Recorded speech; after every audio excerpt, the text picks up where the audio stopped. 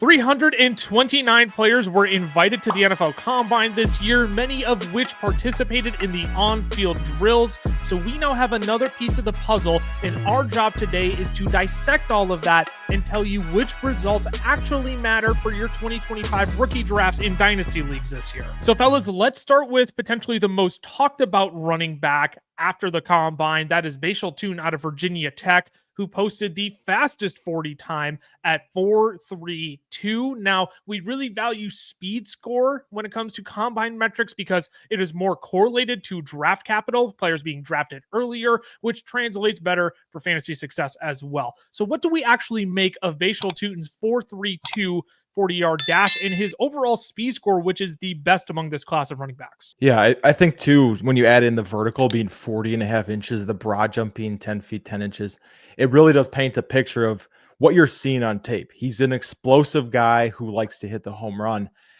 I think, it maybe moves him up a little bit. We'll talk about this a lot, but it matches what we're seeing on tape with him. This wasn't, oh my goodness, I didn't see this coming at all. This is what he does. This is kind of who he is.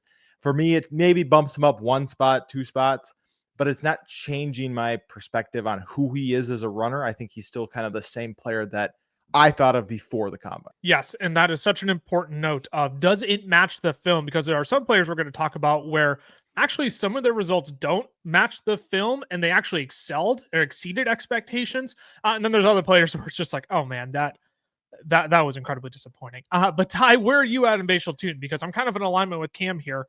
This is what I expected, but 4.32 in an elite speed score is nothing to slouch at. Yeah, I fall in the same boat as you guys. Again, that kind of speed is game-changing speed. That 40 speed, 98th percentile of all running backs in the Combine era. So he's in really, really good territory. Now, you don't want to put too much emphasis on just one drill, and I don't want to do that with his shuttle time of a 4.41. That ranked 25th percentile. That's pretty bad. So again, that matches up with everything that you see on film. The guy has excellent straight line speed and can get there in a blink of an eye. But when you make him change direction and when you see him try to cut on film, he slows way down and he's able to get tackled because of that. So a lot of people are going to put the top running back performer crown on his head because of what he did in the 40. But I don't want to call us the true ball knowers, but like if you actually paid attention to the film, everything that he did at the Combine really checks out. So you shouldn't push him up draft boards just because he is, a Jalen Wright, a Devon Achane, because he just blazed through the 40. No, and you have permission to say the true ball knowers, because a true ball knower won't just pin a 40-yard dash time and say Bhaysul Tuten automatically now an early second round pick. Like that's not, if that's your takeaway from Bhaysul Tuten's 40-yard dash, then that's just incredibly lazy and just incredibly wrong all at the same time. So Bhaysul Tuten, I think he turns our heads a little bit, maybe climbs up the board a little bit, both in rookie drafts and the NFL draft as well. But none of us are going to sit here and say like, yeah, go ahead, spend the 201 on Bhaysul Tuten in your rookie drafts, unless if the landing spot is like literally out of this world. And I don't know if I can come up with one off the top of my head where that's the case. Omarion Hampton, on the other hand, look, it might not matter where his landing spot is because at 6 foot, 221 pounds, he ran a 4.47 40-yard dash. He boasted the third best speed score at the Combine. Cam, I'll have you start with Omarion Hampton here. How high does this actually boost him up? Like, I think people are just being too cute, trying to push him down into like RB5, RB6 territory in their rankings. Like, to me, Omarion Hampton solidified himself as the second best running back in this class. For me, I'm still between him and TreVeyon Henderson. I'm still fighting that internal fight. Absolutely, but which is fair. I think you and me both. The smart thing might be to move him to running back too, because he just showed that he is unbelievably explosive. That's all he showed, on top of what you're seeing on film, right? Where he's got good vision, where he makes the right reads. So it does got to make you excited about Omarion Hampton, but at the same time, for me, I'm not like ready to lock him in at second just because of the Combine, but it is a very close conversation. I mean, and Ty, he was already your running back too. So what does this Combine do for you about Omarion Hampton? solidifies it even more. And I would feel much more comfortable giving him a first round grade at this point, because I think there was the debate that he could fall into the early second round just because maybe the profile doesn't match up or with the teams picking in the late first round. I think what he showed with his 40 and the explosiveness that he showed in the vertical and in the broad jump as well at his size, right? In a class where there is a lot of undersized backs, not saying that like they can't be, good role players in the NFL, but with his size, the explosiveness and the speed that he showed, like that should solidify a first round grade for most teams if it wasn't already. I don't want to back. Right, 100%. And look, I don't want to entirely beat a dead horse here on Omarion Hampton because we did just make an NFL comp for him in our podcast episode last week. So if you're new here to the YouTube channel, make sure you're subscribed and turn on that notification bell so you know when all of our newest episodes are out. And you can even go back and watch that episode where we took an even deeper dive on Omarion Hampton last week. We're creating fantasy football content for you all year round, diving into the dynasty, the rookie classes, everything of the sorts. We'll get into redraft season, best ball season as well. So if you just love fantasy football, you love NFL content, this is the place you want to be. Subscribe, like this video, turn on the notification bell as well. We'd love to have you as a part of the fellowship. I mean, it's the size for Omarion Hampton, right? It's 6'2", 221 that he's posting these numbers. That's absolutely astonishing. Quinshon Judkins is another guy we talked about last week as well, but very similar boat. 6 foot, 219, 4.48 40-yard dash, 38.5-inch vertical. I mean, he was almost toe for toe here with Omarion Hampton tie. He was, and I think a lot of people saw his film at Ohio State, and this is what we talked about as well. They're like kind of underwhelming because you saw a 3-down guy in Ole Miss, and then he came into Ohio State, and then because he was kind of pigeonholed into the bigger downhill back at Ohio State, a lot of people were like, well, I like myself some Caleb Johnson some more. I like myself some RJ Harvey some more. I like myself some Devin Neal some more, even according to some people. Devin Neal. Oh boy. We don't want to talk about his combine, but go ahead. Yeah, we need to slow the roll with Devin Neal. But anyway, with Judkins, he firmly established himself to me as a round 2 guy because he's going to be the perfect complement back. He may not be the guy that can handle a 3-down workload. Maybe let me rephrase that. He may find himself with a year or 2 of a 3-down workload, but that's because like the team is in transition or something like that. I think he can find himself in a backfield where he is kind of the bruiser. I've thrown this out there before. Cincinnati is the perfect spot for Quinshon Judkins. Yes. You can take some of the work off of Chase Brown. Judkins can eat up some of the goal line, short yardage stuff. So Judkins, again, the elite explosiveness, again, with vertical and the broad jump. I think that's kind of the general takeaway that I had with these 3-down backs is the explosive drills, the vertical and the broad jump, they all excelled in, and that's what you want to see from these bigger guys. Yeah. So what does this look like then in rookie drafts, Cameron? Because we're not talking about Caleb Johnson in this video. Again, we did a deeper dive on him in our running back comps last week, but look, his combine wasn't as impressive as an Omarion Hampton, as a Quinshon Judkins. How the landing spot's going to matter in this, right? Again, one piece of the puzzle. That's what we have to keep reminding ourselves. You're going to hear us say that multiple times throughout this video. But at this point, you have to imagine, in let's say non-superflex dynasty leagues, it's Ashton Genty, probably Ted McMillan. We're just going to assume draft capital is going to win out there. But then it's like Omarion Hampton, Quinshon Judkins, and Travion Henderson slugging it out for the 3rd, 4th, 5th overall pick. Yeah, you got to, I think we were talking before, we kind of were assuming Caleb Johnson was ahead of Quinshon Judkins or had him that way in our rankings. And I think Judkins at the very least closed that gap, or for me, I think he overtook Caleb Johnson. Yep. And just, I think he opened the door a little bit more. Ty, I know you kind of said it, but I think he did open the door a little more to get 3-down work. That, hey, this isn't just, he's got to be the bruiser. I think he's kind of opened the door for a team to maybe go, I think he has what it takes. Because that 11-foot broad jump is nuts. I mean, that is crazy. He has the explosiveness to do this. We saw that on the tape, more in Ole Miss than in Ohio State. So I really think that's what he opened the door for, is a higher ceiling than what we saw, before. And I think that's 100% what we're going to transition on from with Quinshon Judkins is that the ceiling is still there. The explosiveness, the quickness, everything that we were longing for to see at Ohio State, that is still there. Top 5 in speed score as well at the combine. And typically, like, just to contextualize speed score a little bit, if you're sitting over 100, you're sitting real pretty. But once you start dipping into the 90, 93 speed score, you're sitting closer to like 60th percentile there, which is less ideal. So if you're, the fact that Quinshon Judkins is 5th overall at 109.73, I mean, we're sitting in the upper percentiles there. We're sitting real pretty. So really what we needed to see out of Quinshon Judkins at the combine, definitely one of the bigger winners. Another big back in this draft, Ollie Gordon II, literally a tale of two tapes for him. Because in 2023, this dude looked like the next big thing. He looked like the next big up-and-coming running back, and then Oklahoma State's offense was, I can't even say abysmal. It might have been worse than abysmal in 2024. And Ollie Gordon was it was literally not even close to the same tape that he put out in 2023. Now, all this to say, I can't say I expected Ollie Gordon to come in and run a 4.47. I didn't expect Omarion Hampton to run a 4.47, if I'm being perfectly honest with you. But, the explosive grades weren't that great either, Ty. I mean, all around, what we wanted to probably see from Ollie Gordon was, hey, can you put aside the 2024 tape and at least give us a knock it out of the park combine? And nothing. It was all just very pedestrian and average.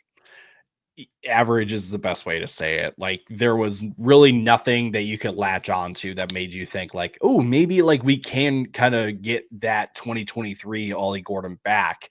Yep. Now, what I will say is that it did remind me a lot of Chuba Hubbard when he was at Oklahoma State, because Chuba Hubbard, great early couple of years at Oklahoma State, kind of fell off towards the end. I wonder if it had to do with workload and usage, but that's another discussion for another time. So I don't think that Ollie Gordon necessarily like hurt his stock, but the problem is that with some of the off-field issues that he has, because he does have a DUI on his record. That's not great. Okay.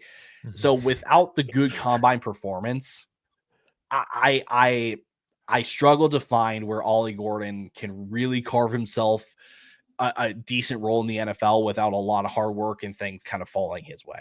Again, a good combine would have pushed him to a day 2 back. Maybe in your rookie drafts, if you're desperate at the running back position, you look at him in the mid-second round. But at this point, it seems like Ollie Gordon's going to be a guy that a team just waits to take on day 3. You view that the same way, Cameron? I just wish something we could have taken away from Ollie Gordon's combine that was like, even if he ran a 4, like if it was a 4.53, like I would have been able to at least say, like, what?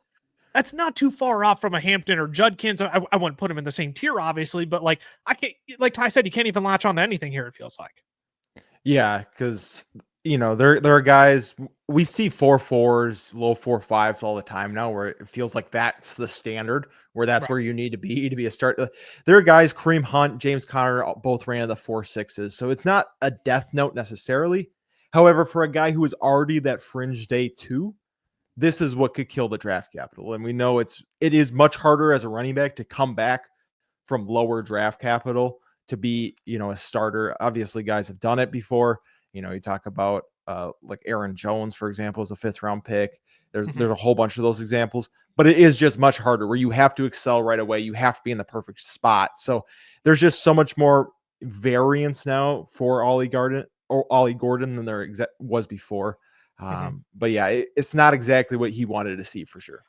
Well, and again, I saw this over on X. I don't remember the exact post, but Derrick Henry was like a 4.57. Najee Harris was like a 4.6 or something stupid, like a 4.63, 4.66 or something like that. So not impressive 40 times from either of those guys, but both serviceable backs in the NFL still, which again, Ollie Gordon at 6'1", 226, he's just a downhill runner, right? Straight line speed is not, I shouldn't say straight line speed, but no, straight line speed is just not his strength, right? Like speed is not the name of Ollie Gordon's game, but it's just so tough when again, the two big bruising backs that we talked about, Omarion Hampton and Quinshon Judkins, when they're posting, under 4.5s and you see Ollie Gordon at 4.6, that's just, it's a tougher pill to swallow, even though we knew they weren't going to be in the same tier anyways. Let's wrap out the running backs with one of the smallest backs in this class, RJ Harvey at 5'8", comes in at 205 though.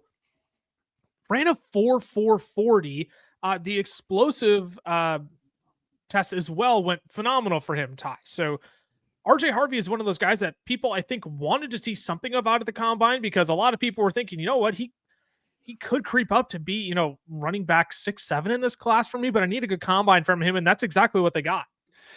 Yeah, RJ Harvey did himself probably the most favors with his combine performance out of any running back. Outside of like really the top 5, I would say. I think RJ Harvey really made a case to be pushed into that like 6, 7, 8 running back 6, 7, or 8 in the class. The tape looks really, really good. It's enticing. Yeah. You can use them in a multitude of different ways in your offense. So I think there's going to be some significant upside compared to an Ollie Gordon or compared to Devin Neal. Hate to bring him back up. Sure. But again, like RJ Harvey, again, did himself, he helped himself out phenomenally. He made himself some money at the combine. Yeah, another top 7 speed score here, 109.39. Just what you want to see paired with the explosiveness. Cameron, where does he fall in your rookie rankings now? Because I think that's where we're at. I still think we have our big 5, and I wouldn't be surprised if some people really want to just punish Caleb Johnson for the combine, but I'm really trying not to be a prisoner of the moment in that regard. So where does RJ Harvey actually fall in your dynasty rankings? Yeah, I agree. I think 1 through 5 is pretty solidified for me. I think it's, I could say probably 6 through 13. That does feel pretty tier. Wide open. Yeah, it's a massive tier. Go. I think he obviously moves himself up a little bit. We talk about Ollie Gordon was kind of in that tier. I see him moving down a little bit. So I haven't finalized that. I haven't, taken too deep of a dive again after the combine, but I do think he's moving himself up, in that spot where you could see him as a late 2nd, early 3rd kind of player in your rookie drafts, maybe a little bit higher, depending on where you take him. But yeah, I mean, as a guy who's 205 pounds, you need to show, hey, I got the speed, I got the athleticism to play in the NFL, and that's exactly what he did. Well, and I hope you do at 5'8" as well, if you're not going to boast the 5'11", 6 foot, 6'1", like Judkins, Omarion Hampton, and Ollie Gordon possess. So, yeah, RJ Harvey, I think, Ty, you said it perfectly. He made himself some money at the combine. I do think his draft stock is potentially on the most rise out of this running back class. And so we'll end the running backs on that. We'll take a quick break. We'll be back with the pass catcher side.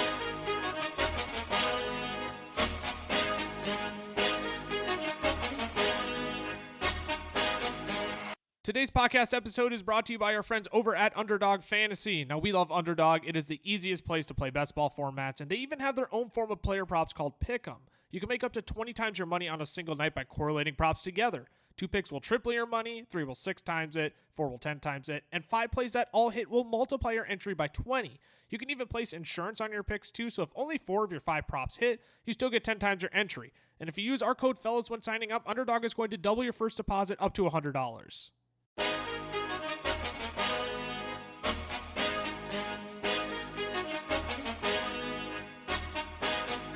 Alrighty, we are back. We've already talked about 5 running backs: Bhaysul Tuten, Omarion Hampton, Quinshon Judkins, Ollie Gordon, and RJ Harvey, and why their combine results actually matter for your rookie drafts. Let's move on to the pass catchers now, fellas, the wide receivers in particular, because the tight ends, the top tight ends really didn't do themselves any favors in this combine. So we're going to stick to the wide receivers here, and specifically start with Matthew Golden, wide receiver out of Texas.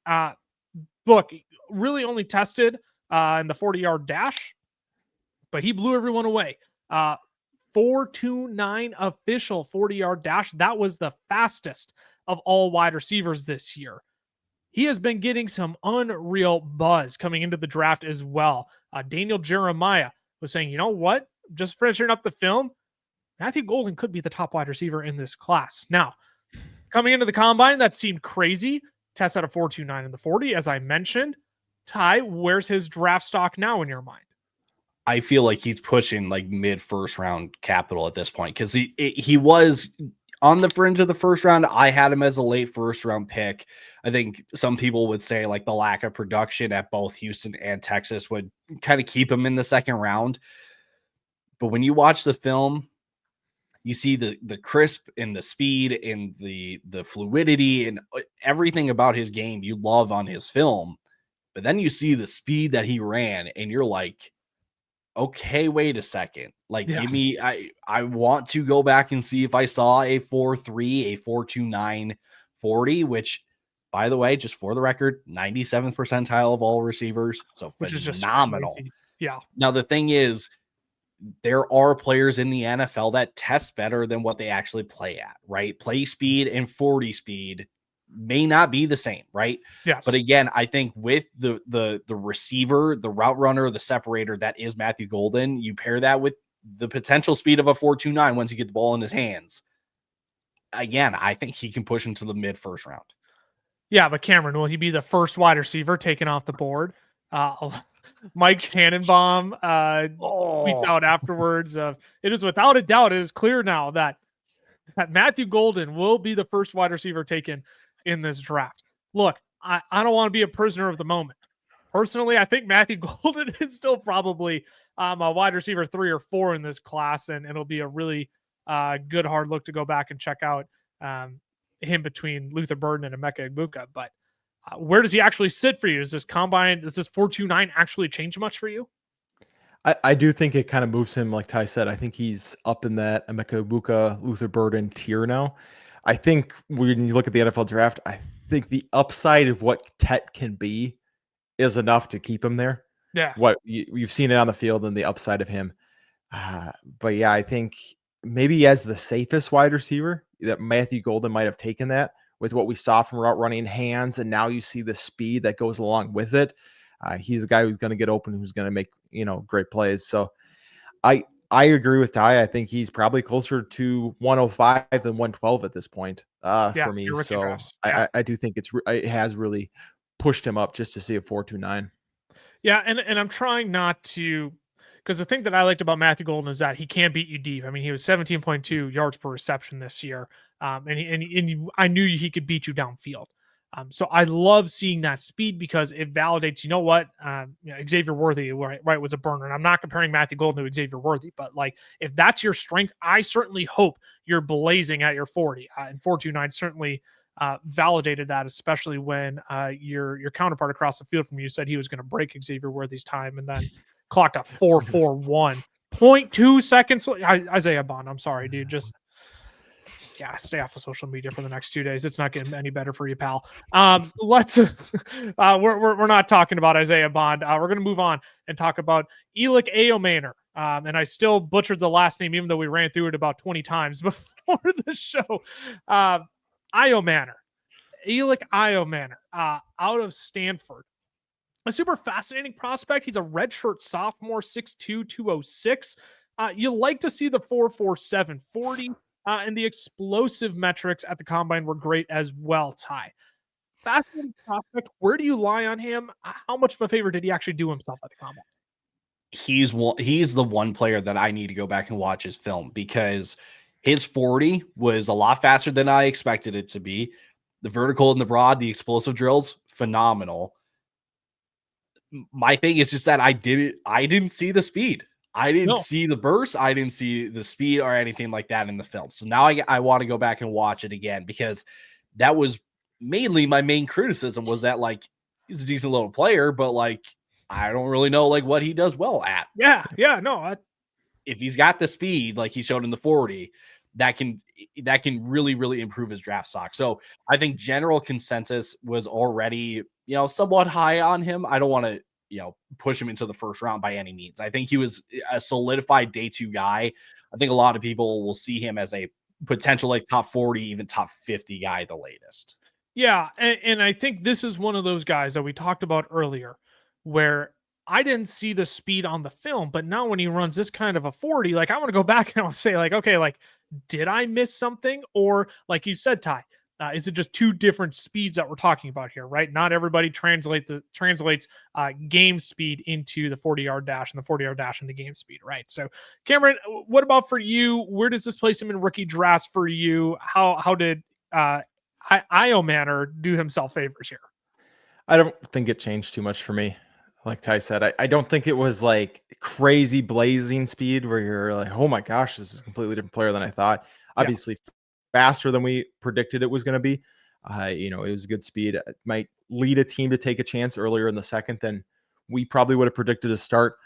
Still feels kind of like a Jalen Polk from last year almost.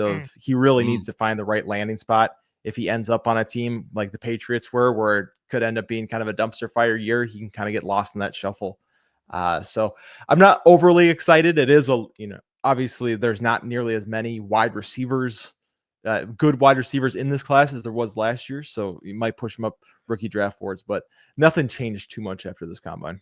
Yeah, and I think it's so important. Again, we're going to come back to this. This is all one piece of the puzzle. The 4.47 doesn't mean that he's going to get shoved way up higher in rookie drafts, that he's automatically at the 1-2 turn, or even in the NFL draft, that he's going to be a projected mid-second round pick, right? Like we have to tamper our expectations here with Ayomanor, just because we saw a nice 40-yard dash. It's not the whole puzzle. It is one piece of the puzzle. You pair it with the film that you're watching, you make your conclusions based off of that. Jayden Higgins, another big wide receiver. We talked about him in our wide receiver comps last week as well. 6'4", 214. You better believe after I talked about Jayden Higgins last week, I was thrilled to see a 4.47 because I knew he was a long strider coming in. That was one of the downsides of his game. He's just not as crisp with his cuts in and out of breaks, but he's a long strider. And you know what? If you do need him to get downfield to go get a jump ball for you, like 4.47 speed ain't gonna hurt nobody. Ty, how did you perceive Jayden Higgins as a winner, or just kind of like a more neutral performance at the combine? Just like how I said, RJ Harvey probably got himself the most money from the running back position with the combine. I think Higgins is one of two guys that definitely like locked himself in for a good amount of money in the draft. Yeah, I think he made the push to being a top 7, I think top 8 at the latest kind of receiver in this class, because again, you pair the height with his speed, that again, he needed to show that he's not, again, one of these bigger receivers that does take a while to get going. I think the most impressive thing to me is his 10-yard split, because that shows you like how quickly you can get out of the gate. He, okay, at 6'4", 214, and Elic Ayomanor. There it is. Ayomanor. There it is. I almost want to say it's like it's Mayo Manor without the M. Right now. Mayo Manor without the M. Ayomanor. Oh, yep. Hey, there we go. Ayomanor. There it is. Oh, look at that. See? Exactly. So again, Higgins showed more burst in the 10-yard than Ayomanor. Yeah. And Higgins is 3 inches taller and almost 10 pounds heavier, and he got out of the gate quicker than he did. So again, you pair that up with the size, with the ability to go get the ball. I think Jayden Higgins should firmly be in that like early to mid second round range at this point. Yeah, I mean, you look at the production score, the athleticism score, and the total score. I mean, those are all top 6 at the position. I mean, phenomenal numbers that Jayden Higgins was able to post at the combine. I'm with you. I think he did himself the most favors. I think he's going to be a guy your teams are going to be looking at, mid-second round now, which I don't know if we would have been saying before the combine. We were maybe thinking of him as a end of the second round guy, but depending on team needs, someone falls in love with him enough. All it takes is to be I'm not going to compare him to Keon Coleman directly, but all it takes is a team to love you like Keon Coleman, and you're the top 3 pick in the second round, which could be the case for Jayden Higgins potentially. Cameron, for you, how does this reflect in rookie mock drafts for you? Yeah, I agree. I think this could push him, up into close to that top 7 range. I think we talk about it and people are going to go, well, why would you say a 4.44 does nothing for one guy, 4.47 does something for another? And it really just has to do with, like Ty said, being 6'4", 214, guy who plays aggressive, goes up and get the ball. Like when you can add that speed on top of that, and it's not just confirming, what we're seeing on the field. I think that's where the difference is when we're talking why it's so good for Higgins, and I'm going to just say Elic, why it's not so good, why it doesn't change too much for Elic for us. So yeah, I think he's definitely pushing that top 7 wide receivers. You pair that with his football IQ as well. Again, this is just a smart guy out on the football field. You add the speed onto his ability and his massive wingspan as well. Yeah, Jayden Higgins, I knew I liked him as a prospect, but man, this combine, at least validated my priors and is now making me think like, not that I'm too low, but I feel really good about where my opinion was on Jayden Higgins and how much I did like him as a prospect and how I do think he actually will translate to the next level. Ty, I'm going to guess. Go ahead. Yeah. So Daniel Jeremiah on the combine broadcast, he will give you the measurables for top 10 guys at the positions that are testing. So during the receivers, he's like the top 10 receivers that finished in receiving yards last year, they averaged out a 4.4440. You're telling me that Jayden Higgins at 6'4" ran a 4.47? Oh boy. Like we're in good company here. Yeah. That is excellent company to be in if you are Jayden Higgins. I'm going to be really curious to see the buzz that comes out on him. I'm kind of hoping people don't talk about him. They instead keep talking about Matthew Golden or even his teammate, Jaylin Noel, who also had a very nice combine. And Ty, I'm going to take a guess here. And this is probably the second wide receiver you were referring to that did himself quite a few favors. Explain why. So obviously you look at the size. He measured in at 5'10", 194. That was 15th percentile in height, 32nd in weight. So pretty much a slot exclusive guy. Yep.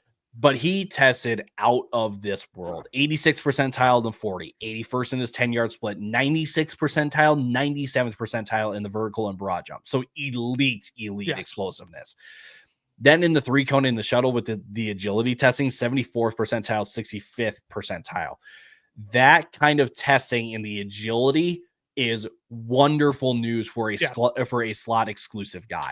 So for Jaylin Noel, yeah, he didn't have the greatest production in college, but I think he can find himself as like the number 2 most productive receiver for a team because he will be able to get open. He is a fluid route runner with the speed that he has. And again, in that 3-cone, he shows that he can move really, really easily as well.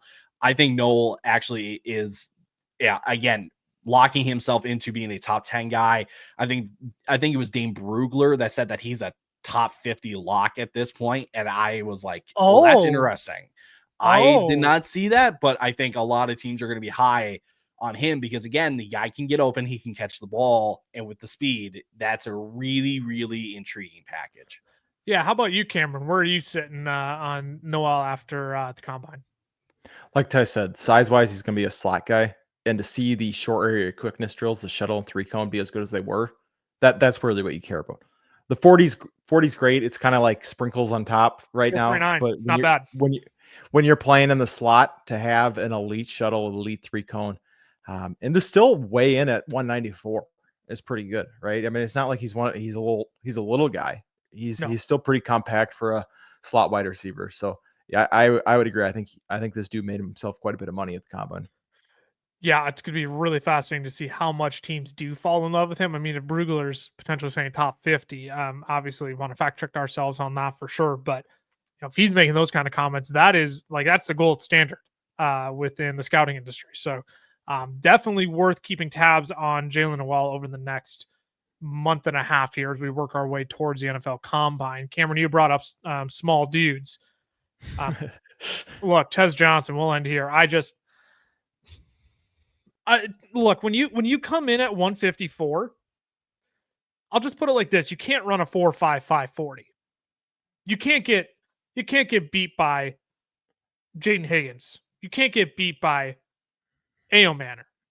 You can't get beat by these big jump ball dudes down the field when you're 5'10", 154.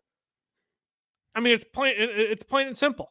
The speed scores absolutely killed him. I think he was a fun little player that people maybe had some hopes for, Ty, but Tez Johnson afterwards, just kind of buried himself as far as I'm concerned. Not because just at 154, that was enough of a hole as it is, but oh man, 4.55 is not great, John.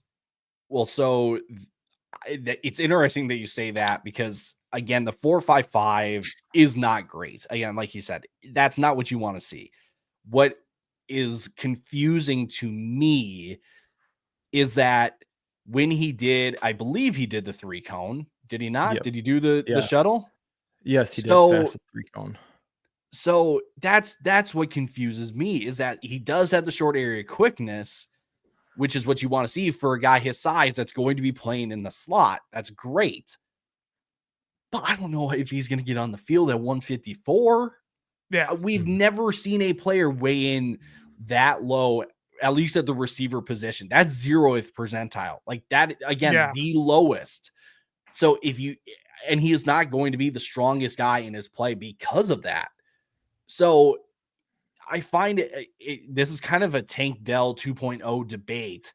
Like, yeah, he wasn't like the biggest guy, but he was big enough. Different. Well, so that's the thing, is that a lot of people will try to give him the Tank Dell excuse and say, well, he gets open though, right? He's quick, a little bit different than Tank Dell. So I think Tez Johnson, really, really intriguing guy when you watch the film, because you're like, wow, the guy can move. The 40 in his size would say differently. So he's one that you're going to have to go back and watch on the film and say, wow, is he actually kind of being physical? Is he getting out physical by guys? Because if he is, that's really going to tank his stock. Look, the Tank Dell, I can't get past. Tank Dell was so much better getting in and out of breaks. He's so much better at getting separation there. I don't see that with Tez Johnson. I don't know, Cameron. How do you want to put a bow on this? Because if there was one way to just absolutely tank your draft value, and like, I hope the best for Tez Johnson. I hope he gets drafted. I hope he goes on to have an excellent NFL career. But 154, like, again, Ty mentioned, 0th percentile, and I'm trying not to pin one result on the guy, but I just don't know how you come around and run a 4.55 40 yet kick butt in the cones. It's confusing. And I don't see a way forward for him here. I don't think you can make the Tank Dell comparison. I just think it's too different. Tank Dell was even 165. I think he had 10 pounds on him still. Yeah, it feels similar to Jalen Hyatt when he was coming in, because everyone's like, oh, this is gonna be a 4.2 dude. He's gonna be insanely, and then he was mid 4.4s, and then kind of dropped him down. And then except Tez Johnson went down to 4.55, and he's 30 pounds lighter. So it's just, I don't know. There's just any comparison you could draw. But then he had, like, there's also an add-on to it for Tez that is just, I just don't feel like, I don't know. I just don't think I can draft him in my rookie drafts. Is kind of where I'm at right now. No. I at this point, I don't think Tez Johnson is, unless if you're getting into the nasty names of 5-round rookie drafts, right? Like one of our dynasty leagues is. Like, I'm sure he'll be drafted in one of our dynasty leagues, but I don't see how you take him with a 3rd-round pick, 4th-round pick, even if you go that far. It's just too brutal. Ty, are you going to add something down here to close out? So again, the 10-yard split for receivers isn't as important as it is for linemen, but he did rank in the 67th percentile. Like, it wasn't the worst 10-yard split. No. It's just that he topped out super quick, right? So if his game is purely going to be short area quickness, again, it's just like going to be a matter of like, are you strong enough to play? So I don't want to take away what you're saying, because the 4.55 at 154, not great. If you're 154, you should be pushing to break the 40-yard dash. Like, that's what you should be looking to do. You should be looking at low 4.3s at least. At least. And the fact that you missed it by 3 whole tenths of a second, and I want to just, again, I laugh at that every single year, that the fact that like, we're talking about 100th of a second is like the difference between a 4.4 and 4.39, but the guys are like over, they're celebrating and all that stuff. But again, Tez Johnson is kind of an enigma. I think with the combine, the measurables were going to hurt him the most. It's going to be hard for him to get on the field. You should probably stay away in rookie drafts. Yeah, and that's the NFL reality, right? When we're trying to translate this to rookie drafts, the metrics that came in at the combine, he will get drafted by an NFL team, but I just don't. I'm with you, Tom. I don't see how he gets on the field. It's just gonna be too difficult at 154 if you can't hold your own out there. Can't even hold your own in blocking situations. That's the number one way you can get on the field, is if you can block. For teams that want to run the football, you'll get playing time that way. But man, at 154, we just saw what happened to Tank Dell when they tried using him in blocking scenarios, and it's just albeit kind of a dumb blocking scenario, but I digress. That's one way he could at least get on the field, but at 154, that's just not how teams are going to want to utilize him. It's a bummer to go out on a sad note like that, but we talked about so many positive results in this episode that hopefully you took away something and can now apply it to your rookie drafts coming up when you go back and watch your film on some of these players as well. So we're going to keep talking about rookie ranks next week as well.